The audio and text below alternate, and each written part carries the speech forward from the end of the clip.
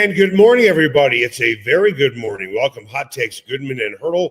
The Nuggets have given us a great reason to start the weekend. Now the question is, will they give us a great reason to end the weekend? Well, they finished in the fourth quarter for the first time in 3 games of actually leading going into the fourth quarter. Mm-hmm. So progress, right? Right. All the pressure will be on Oklahoma City, playing on their home court, number 1 seed, but prohibitive favorite throughout this entire series. They have been the big favorites. They were 4.5-point favorites at tip-off last night. So here we go. I mean, anything can happen in 48 minutes, right, Eric? I mean, we'd be, you know who the better team is. We understand that. We know who the deeper team is, although Julian Strawther at least threw a changeup into that a little bit last night, which was great to see. But, you know, you just go play this and you see what happens, because sometimes weird things happen in a Game 7. So that's, I think, what the Nuggets have got to hope for. I'm going to give you just a little bit of pushback on that, okay? Sure. All right. You just said that the Oklahoma City Thunder are the better team. Who was the better team last night for Game 6? Nuggets. Who is the better team for the most part in Game 5? Nuggets. Who is the better team for the most part in Game 4? You can make an argument for the Nuggets, certainly. Who was the better team in Game 1? Oh, Oklahoma City. Yeah. Right. And the Nuggets won. Who won that game? The Nuggets. Yeah, that's my point. My point is that that it isn't always the better team. No reasonable person would sit here and say, looking at metrics, looking at what they've done, even to this point in the season, and say, yeah, the Nuggets are a better team. Nuggets are a better team. It doesn't make any difference. Can they be a better team for 48 minutes? Can they get a couple of bounces to go their way? Can they stay in this game so that they can compete for a win down the stretch? These are the things that we need to know. But good for them. That third quarter last night was as good of watching. 7 ties, 3 or 4 lead changes. It was just phenomenal basketball to watch. And I was really gratified to see the Nuggets get some unexpected help from places that they probably wouldn't have expected it. And then they still had the mainstays do their thing. I mean, you know, we now have a sick day or a sick game. And I really hesitated to use that term last night because, you know, you don't try to compare anything to Jordan, but Murray's got his sick game now, and he was pretty damn good last night. So a lot of good things to talk about this morning. I want to tell you about Sasquatch and Wildcard Casinos in Blackhawk. They have another great promotion going on right now. They're giving away a Ford Bronco Raptor, nearly $30,000 in cash the weekend of May 23rd. That is coming up fast. Get finalist entries every half hour from 10 a.m. until midnight during their daily cash drawings. Sasquatch and Wildcard Casinos, a family-owned casino that treats you like family. Time now for The Lead. The Lead is presented by Sasquatch Casino, a family-owned casino that treats you like family. Before you completely dismiss out of hand, and it is closer than you think, because I looked up the numbers and I certainly watched that game, and the leverage was a little bit different. Jamal Murray's flu game, because that's essentially what it was, right? His flu game and Michael Jordan's flu game were a lot more similar than you think. Rebounds and assists, relatively similar. I think that Jamal Murray was probably a little bit better. Michael Jordan scored more. He also shot a hell of a lot more in that game as well. I think he was something like 17 of 37 from the floor. His shooting percentage was not very good. Jamal Murray was far more efficient. NBA Finals is different than the second round, but I'll be honest with you. When the game tipped off, I'm thinking, okay, could we have one of those Michael Jordan type of flu games where you're like, what could he do? And then the first quarter starts. Yeah. Murray gets off to a bang. Second quarter, you almost get the feeling he's out of gas. He's tired. He's sick. is he going to be cooked for the game? Third quarter, plays a little bit better. Fourth quarter, plays a little bit better. And I'm like, wow, this guy just kept getting stronger. Yeah. And you had three of the headliners, Jokic, who's automatic, then Jamal, and Christian Braun played extremely well last night. Shot the ball well. I hate to give you pushback. The headline is Julian Strawther. You cut me off before I got there. You said three. I said the three headliners, Eric. The three headliners. I thought you meant three headlines. No, three headliners did their job. Gotcha. But you're right. The story in this game was the 8-point stretch that Julian Strawther provided the entire offense. 8 straight points. Julian Strawther hadn't had 8 points in this series. He had 8 points in about a minute and a half. But his vitality really, and then Russ figured out a way finally after all of the shenanigans early where he was killing them, up 10 points with 2.5 minutes left, right at the end of the half. Looks like they're going to be up 10, maybe 12. Boom. They're only up like 2 or whatever it was because the 3 subs coming off the bench couldn't hold the lead, and Russ was the most egregious of them all. But you and I have talked about this in both the Clippers series and front and center here in the series against Oklahoma City.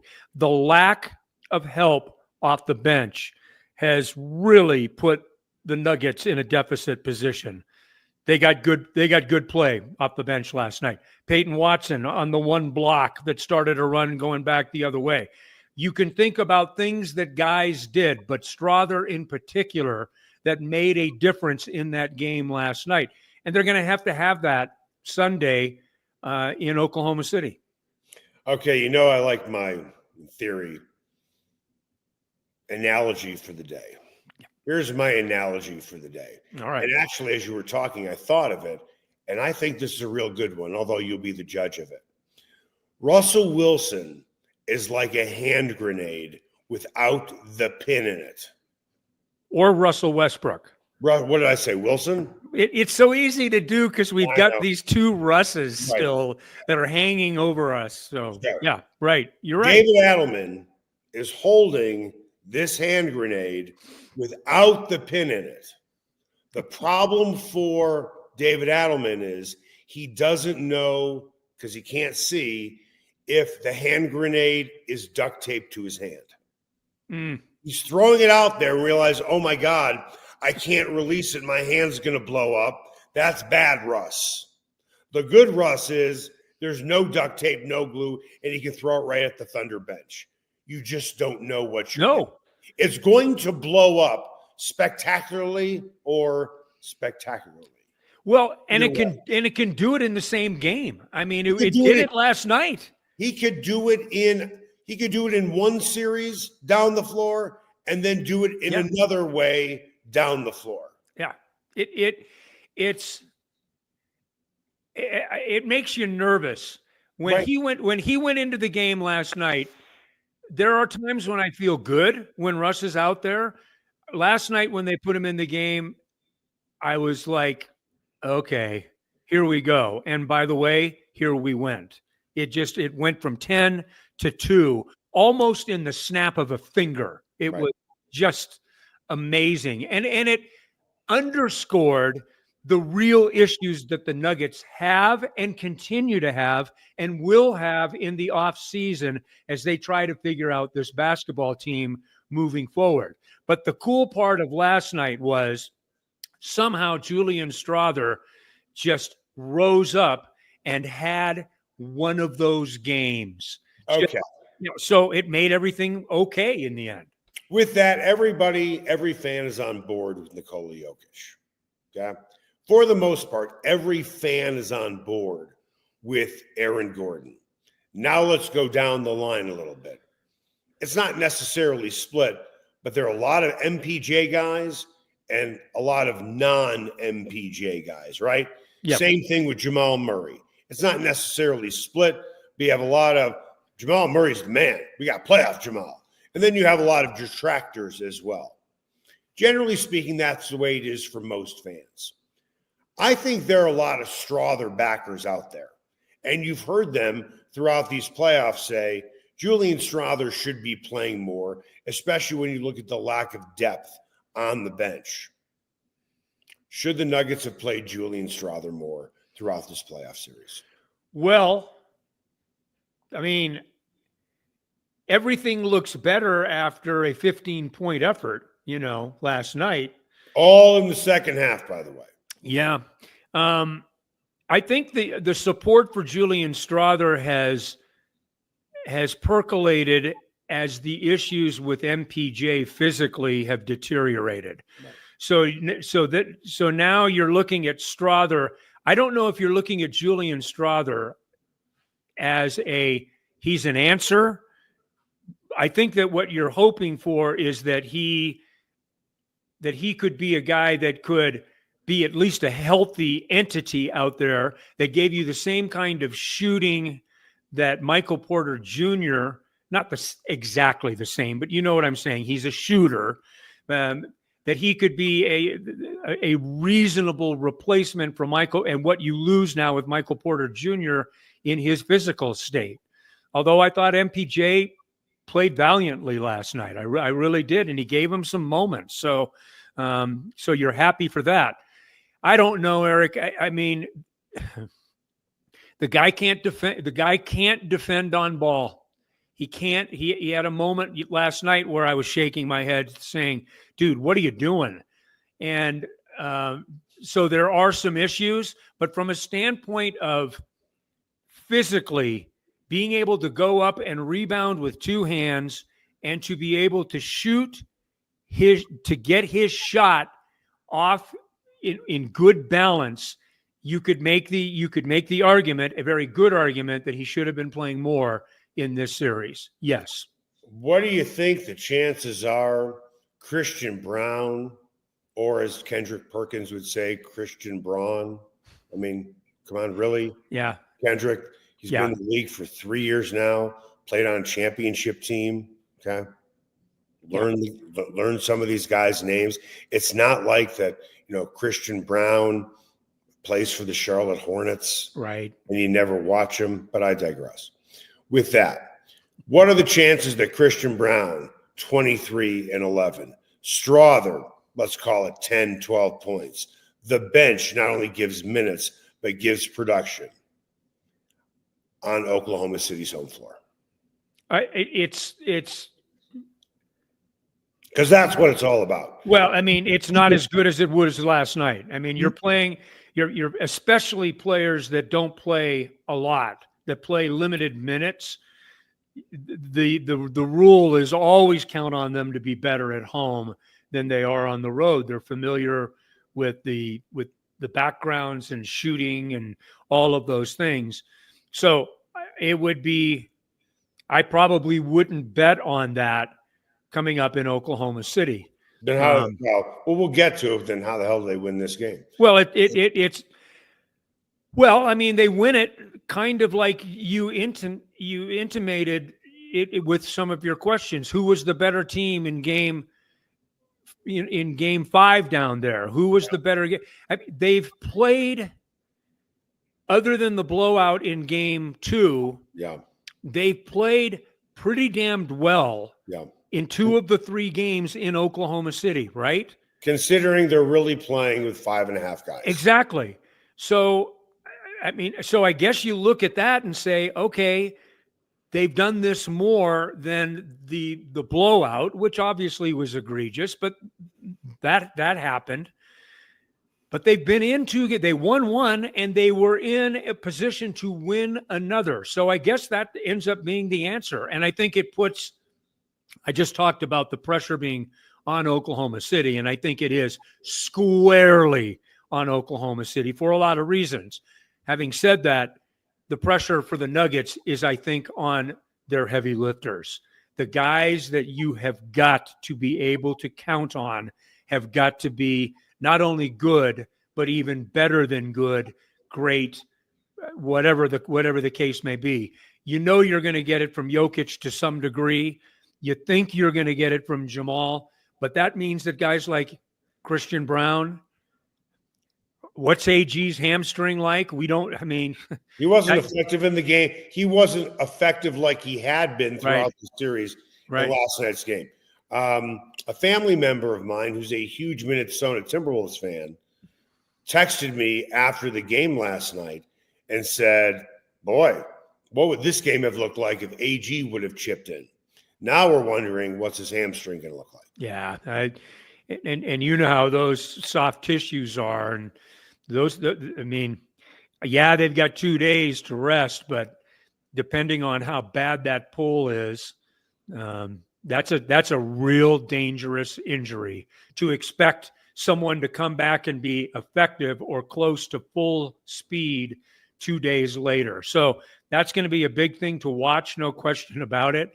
I mean, you essentially are going to the floor with with your three starters. I mean, because you've still got MPJ issues and you now have AG issues. Right.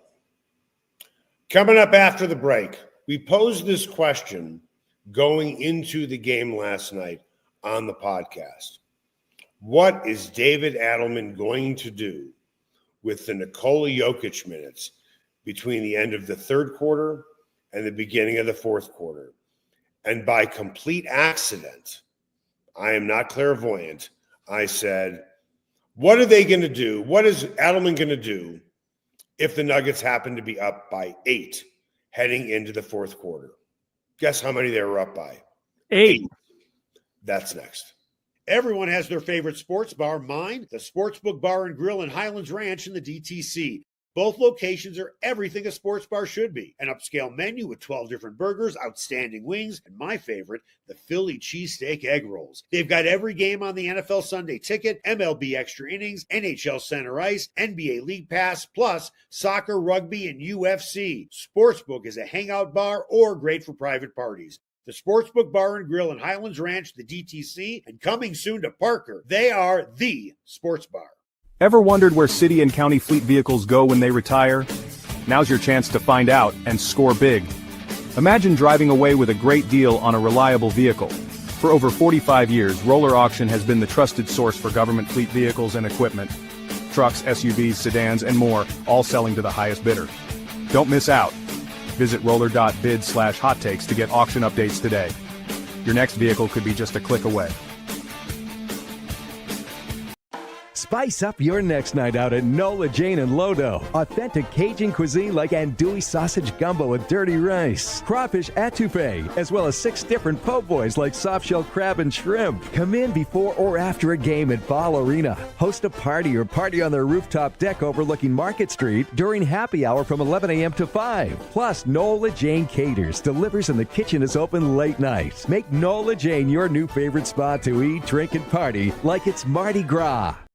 Sasquatch and Wildcard Casinos in Blackhawk have another incredible promotion. They'll be giving away a Ford Bronco Raptor or nearly $30,000 in cash the weekend of May 23rd. Get finalist entries from 10 a.m. until midnight during their daily cash drawings every 45 minutes or by redeeming player points. And all daily cash drawings that don't get picked are eligible for a second chance drawing on Wednesdays, and that can turn into extra cash. Sasquatch and Wildcard Casinos, a family-owned casino that treats you like family.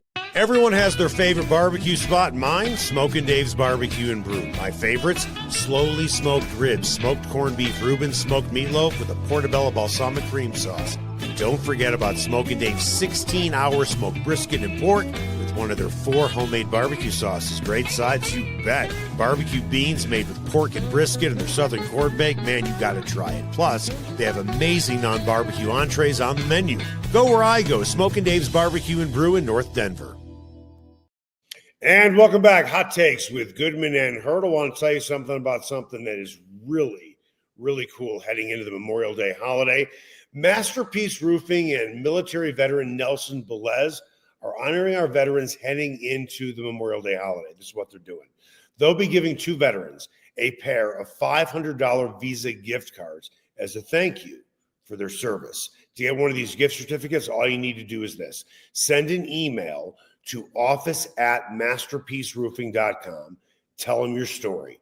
The 2 best stories will simply get the gift certificates. Again, send your story to office@masterpieceroofing.com. Again, thanks to Masterpiece Roofing and military veteran Nelson Velez for doing this. Time now for What's Trending. What's Trending is presented by Nola Jane in the heart of Lodo. No one does Cajun cuisine better than Nola Jane. Go see why their award-winning menu is the best in town. So we've seen this movie before. The Nuggets have the lead late in the third quarter. What is David Adelman going to do with Nikola Jokic? Is he going to try and press his foot on the Thunder's throat and try and build a lead, or does he give Nikola Jokic rest? I keep going back, and it's obvious why I keep going back to it, because I didn't agree with it at the time, and as it turns out, it was a bad decision by Michael Malone. Huge lead on Minnesota in Game 7 last year, and Nikola Jokic ran out of gas along with everybody else. David Adelman did the opposite of what he did in Game 5. Took Jokic out of the game, and you could see when Jokic came on the floor, and the bench held their own. They did. You could see that Jokic had more gas, had more energy. I'm gonna plant my flag right now. I hope this is not the case, though. If the Nuggets are down by 17 points with 2 minutes to go in the third quarter, sit Jokic. The history proves that out. Do not play him into the ground. It's kind of like your boat is filling up with water and your best bail bucket guy is not getting a break. Well, they got 2.5 minutes during the time between the third and the fourth quarter. Then he's essentially off his feet for 4 minutes. So it was about 6.5 minutes of rest. He left the game when they were up 8. He returned to the game when they were up 10. Right. So, yeah, not only did the bench hold their own, or the guys on the floor hold their own, they added to the lead +2. I don't know what would have happened if David Adelman had been faced with an Oklahoma City onslaught. Let's say they didn't maintain a 6 to 8 to 10 point lead, that maybe it got back down to 2 or to 4, and Oklahoma City was coming strong. Would he have jumped the shark maybe a little earlier then? I don't know. But don't do it, man. Yeah. The history suggests it's a failed strategy. It was, and he was such a huge difference maker down the stretch. And I thought about his legs and how they looked on that 3 late in the game. He hadn't hit a 3 in like two or three shots, but he buried a 3 at a key time when it looked like Oklahoma City was going to maybe at least push the Nuggets down the stretch. But the Nuggets always had the answer for it. And one of the big reasons they had the answer is they had some freshness for some of their key guys. No question about it. So I thought David Adelman caught fire in a bottle last night. Huge plays from Julian Strawther. But beyond that, I thought that he did a really nice job mixing and matching his lineups. He hung with it for the last 2.5 minutes of the first half, which was painful, but he hung with it. And he put his team in a better position to win, and said even afterwards last night, he said, well, I'm going to have one of those two, talking about Jokic or Jamal, out during that stretch. Because you've got, especially last night, Jamal, because you're right. He looked great. Then he looked gassed. Then he was good. Then he looked gassed. Then all of a sudden he was still found ways to contribute. So very interesting game. And it'll be, I would imagine that David Adelman is learning along with, the rest of us about what he is going to do and how he's going to do it. Let's not forget, the guy has coached 13-3, 16 games as a head coach. Okay. You said earlier on in the podcast that all the pressure is on Oklahoma City. So I'll take you at your word. Let's flip that around. Let's say all the pressure is on them. Are you suggesting the Nuggets are playing with house money? No, I'm not saying that, because I think when you're a champion, when you're a team that believes that you're in a championship window, that there is pressure on you to advance. They were one series and one and done. Not one and done. They were into their second series a year ago, lost in the 7th game. Yep. They are into their second series a year later, and now they have a game 7. But they have won a championship, and that does change your expectations. And with that comes pressure. There's no Yes. It's different than the pressure that Oklahoma City is feeling, I would think. But anyway, I think you would get an argument in last year's playoff series loss to Minnesota. But I say this with absolutely zero hesitation. If the Nuggets beat Oklahoma City, it will be by far and away their most impressive series win during their entire championship season. Mm-hmm. And I don't even know if it's particularly close. I think this might be one of their most impressive series wins, maybe in franchise history. Yeah. Well, because Oklahoma City did win 68 games. Yes. Hey, they have the presumptive MVP. They do go 10 deep. The Nuggets really only go 7. Fine, if you want to count Strawther because of last night, now you can say they have 8 guys, right? But it's really been 7. Truthfully, it's been about 5.5. Yeah. Because MPJ, I'm slicing his body straight in half. Right. He's been half a guy. And then Westbrook, for the most part, has played well. So just doing some math here so you understand where I'm going. Mm-hmm. Jokic, Murray, Braun, Gordon, Westbrook. That's 5. Now you're starting 5. And now MPJ is a half a guy. Yeah. That's 5.5 guys you're playing. Yeah. You could certainly make that argument. Let's also not forget that even though the Nuggets and Oklahoma City tied with the same record last year, this is the second straight year they've been the number 1 seed in the Western Conference. And they failed at home a year ago, and here they are in a game 7 now a year later as a team that won the West by what? 14 games, something like that. It was 18 over the Nuggets. Right. So, I mean, so I do think that there's pressure on Oklahoma City, but that's not to say there's not pressure on the Nuggets. It's a different kind of pressure. When you have recently won a championship, the need to get back to a position to win another one, I think is very real. I really do. I agree with you that the Nuggets are not playing with house money. Yeah. But I'll tell you who is playing with house money. Everybody who voted for Nikola Jokic to win the MVP. Every one of them. Because they're thinking, well, Oklahoma City wins, fine. Presumptive MVP. I'll tell you right now, outside of Oklahoma City Thunder fans, there isn't a group of people who are rooting harder against the Nuggets to lose than every single person who cast their vote for SGA. Yeah, you may be right. And you know something? I got to tell you, I like SGA. I mean, I like his game. Okay, hold on. I'm going to ask you then. What do you dislike more?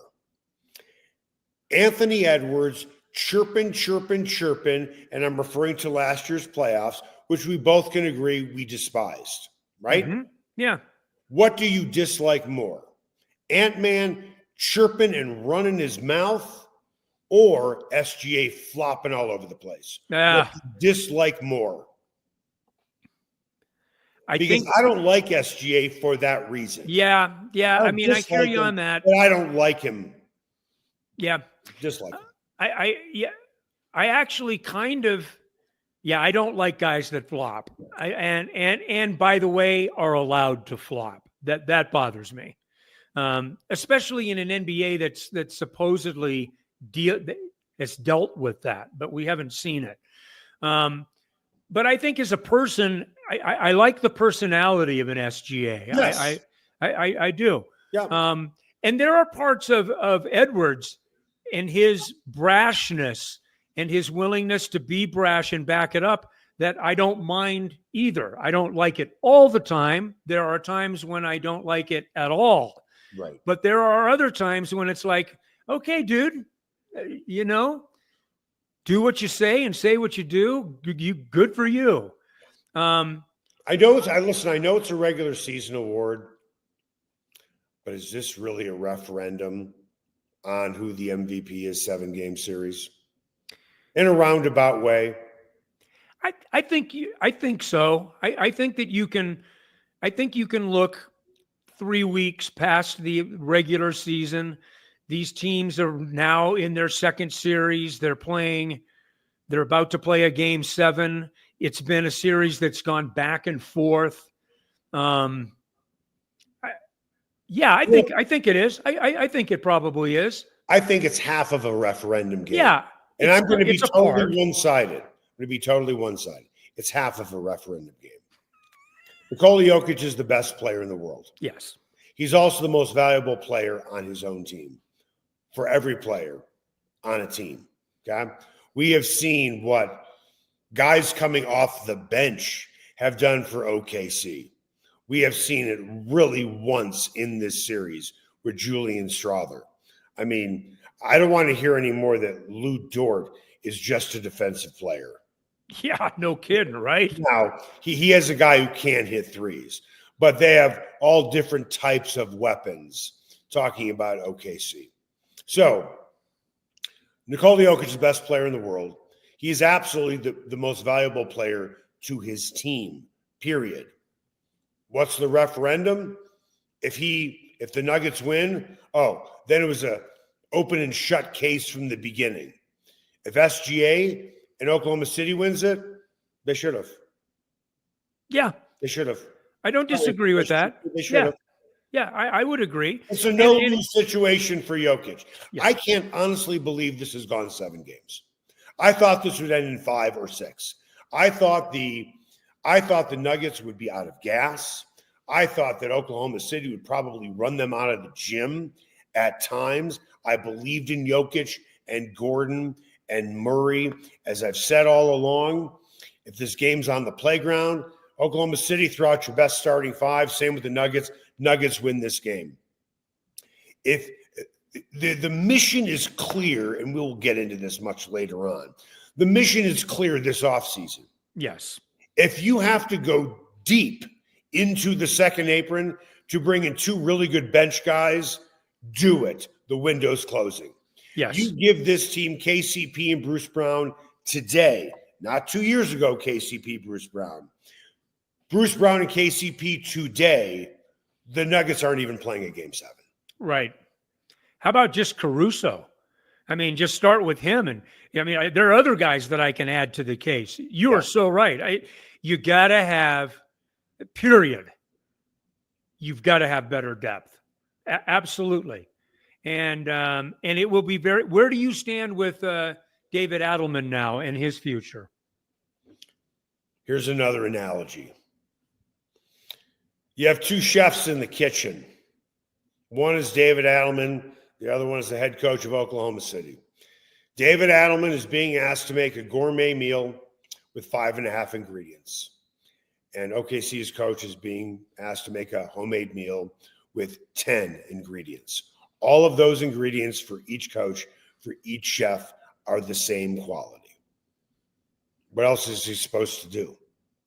Right. This is what he has to work with.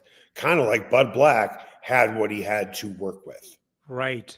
I don't see major mismanagement mistakes. Nope. From David Adelman. I'll tell you right now, and I don't have any empirical proof of this, but if you believe that the Nuggets are playing game 7 tonight under the current regime, you have done a pot crawl down Broadway. I think the Adelman question was answered with the win against the Clippers. I really do. Yes. And that's without even a general manager coming in. I know that the pecking order usually is, well, you get your general manager and allow them to make the hire. I don't think that's necessarily the case. And David Adelman was a guy that, let's not forget, it's not like he's some bumpkin, that just fell off the hay truck. I mean, he's Rick Adelman's son. He's a longtime guy in the NBA. He's interviewed for jobs like, I don't know, the Lakers, for goodness sakes. Right. This is a guy that's highly regarded that will be a head coach one way or the other somewhere sooner rather than later. Why not make it in Denver, where you're totally familiar with the entire landscape? This is where the yahoos need to shut the blank up. The yahoos who will say, see, told you Julian Strawther should have played more during the series. Look what he did last night. Adelman needed to trust him. Please, if you believe that you could have predicted that Julian Strawther would have scored 15 points in the second half, good on you, you liar. Please. No, you're absolutely right. You're going to hear that on Sports Talk today. The Julian Strawther people. Yeah, you're right. Just like you have your Peyton Watson people. Yep. And your Russell Westbrook people. Yep. No, you're absolutely right. Bravo. Today you were right. You were just wrong, basically, through an 82-game regular season schedule. Yeah. He was injured, I get it. There's a reason guys play, and it has to do with trust. As it relates to Julian Strawther, it should tell you volumes about their view of him by how little he did play. He ended up being in a position to play because they didn't have a choice. He came up huge. This is what I find so amusing, and I'm sure I've been guilty of it in the past. But some things are obvious where I feel I can be critical. I love it when you listen to guys on radio or blogs or podcasts or whatever, and they know much more about what David Adelman should be doing with Julian Strawther than David Adelman does, who's been around him since the day he was drafted, watches him practice, talks to him all the time, sees how hard he works out. Not suggesting he doesn't, but you know more about this particular player than David Adelman does. Okay, Mr. Expert. Gotcha. That makes perfect sense to me. That's why you're on the radio, and that's why you've never been hired by an NBA franchise. Kind of like Mel Kiper Jr. Now, all media does criticize. You can question decisions, but please don't try and convince me that Julian Strawther throughout this series should have been averaging 20 minutes a game. To your point, there's a reason why he did play, and he had a really good game. Even if Strawther does the same thing in Game 7, I would still say I agree with Adelman. So let me use myself as an example. I said that David Adelman should never again consider playing Nikola Jokic for an entire second half. You could say to me, Eric, what the hell do you know? You know, you're not around this team. You don't know enough about Nikola Jokic like David Adelman does. You're right. But through these certainly non-2020 vision eyes, even I can see Jokic is exhausted. That's a fair criticism. Absolutely. And he knows it. Adelman, by the way, he knows that. Yep. It's like going out to take a guy out that's laboring in the 6th inning, but he's pitched a hell of a game. Don't ever ask him how you feeling. He's always going to tell you, I'm great. I'm fine. You know, just don't ask. Don't ask the player. Yeah. That's why you're the coach. You make those decisions. Make the best decisions with the information that you have available to you and live or die by it. Do you think the Nuggets win on Sunday? No. I think that they will put themselves in a position to do it. I just think that right now there's too many questions. There's too many questions with Aaron Gordon. There's still Michael Porter Jr. is a shadow of himself. Props for Julian Strawther, but I don't know if I can forecast that again for a second straight game. There are just too many questions working against the Nuggets in this thing. I'll answer my own question this way. I want them to win. Of course. But I don't want them to win at all. I do not really want them to win this game. And I am not the Peanuts character Pigpen who has the dark cloud over him all the time. This is why I don't really want them to win. When you look at the upcoming Western Conference Finals schedule, it is every other day, again, with the exception of Game 7 in this series, giving you a little bit of extra break. You have Aaron Gordon, who is hobbled. You have Michael Porter Jr., who's not going to be getting any better. You ever watch the Rocky movies? Sure. This could turn into Rocky 3, the first fight between Mr. T and Rocky. Rocky is not ready for this fight, and he gets the shit kicked out of him. And with Anthony Edwards and his attitude, and Minnesota's well rested, it's not a good matchup anyway. I'm afraid to see what this is going to look like. Now, in all fairness, I thought the same thing going into the Oklahoma City. Bingo. Yeah, sure. But the difference is, there is a difference. There's far less tread on the tire today than there course. was before this OKC series. Yeah, 2 7-game series, man. 2 7-game series played at high levels. Yeah. Well, we'll find out. I want him to win. Yeah. I want him to win without question. Yeah. I will take it, even with Minnesota being huge favorites in a Western championship, in a Western final. I'll take it, because I agree with you from earlier. This to me would be, I mean, they won a game to win a NBA championship. That's always tough to trump. But I will say this. I agree.